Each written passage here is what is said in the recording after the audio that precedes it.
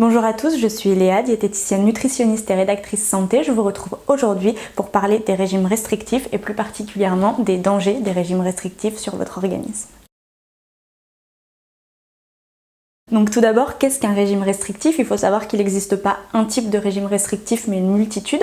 Donc on parle de régime drastique quand effectivement il y a une restriction calorique qui est très importante, mais aussi une restriction en certains nutriments. Donc ça peut être le cas de certains régimes hypolipidiques ou encore hypoglucidiques. Donc l'objectif d'un régime restrictif, c'est bien évidemment d'induire une perte de poids très rapide, très importante, parfois même spectaculaire, mais malheureusement ça se fait au détriment des besoins énergétiques de l'organisme et c'est ça qui va induire à moyen terme des conséquences qui peuvent être très lourdes pour l'organisme.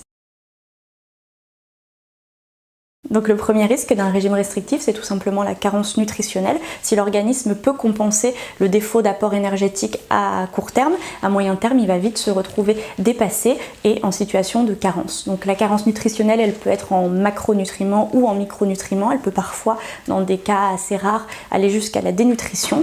Pour reconnaître une carence nutritionnelle, tout simplement, il y a certains signes qui doivent alerter.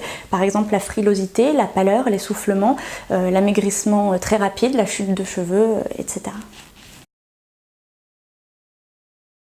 Donc le deuxième risque des régimes trop restrictifs, ce sont les mécanismes d'adaptation qui vont être mis en place par l'organisme assez rapidement et le fameux effet yo-yo. Donc en premier lieu, quand on commence un régime drastique, ce qui va se passer, c'est qu'il va y avoir une perte de poids très rapide et très importante. Donc bien évidemment, ça ne va pas durer. L'organisme, pour s'auto-protéger, il va mettre en place certains mécanismes, dont deux principaux.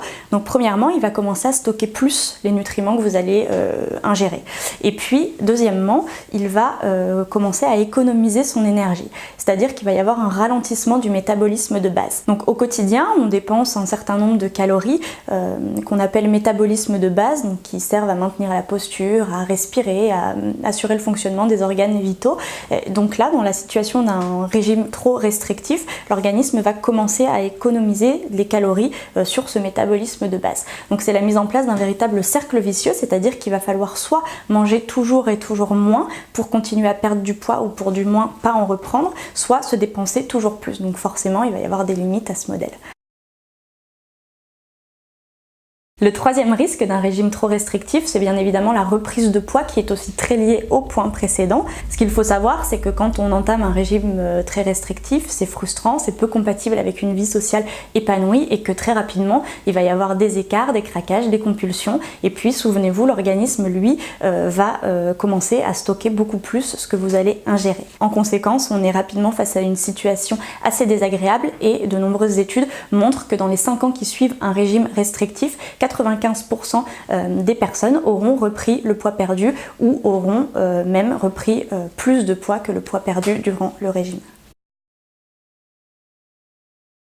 Ensuite, il est très important de souligner qu'un régime restrictif, ce n'est pas quelque chose d'anodin et que ça va avoir un réel impact sur les organes du corps humain.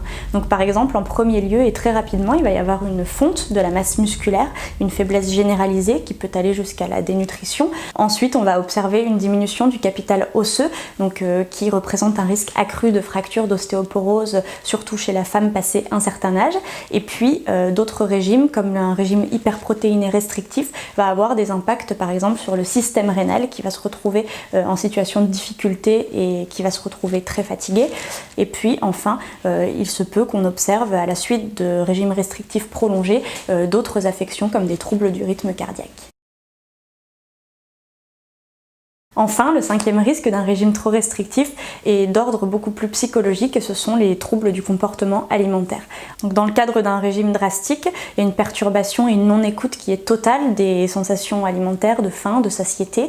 Et puis, il y a la mise en place de différents mécanismes, notamment donc, la privation qui entraîne la frustration, qui va entraîner un risque important de compulsions alimentaires, puis une culpabilité, etc. Donc, on est face à une vraie spirale obsessionnelle dont il va être très difficile de sortir par la suite. Donc pour conclure, il est très important d'insister sur la nocivité des régimes restrictifs et puis d'insister sur l'importance de ne pas manger moins pour perdre du poids, mais surtout de manger mieux. Donc quelques recommandations pour perdre du poids sainement.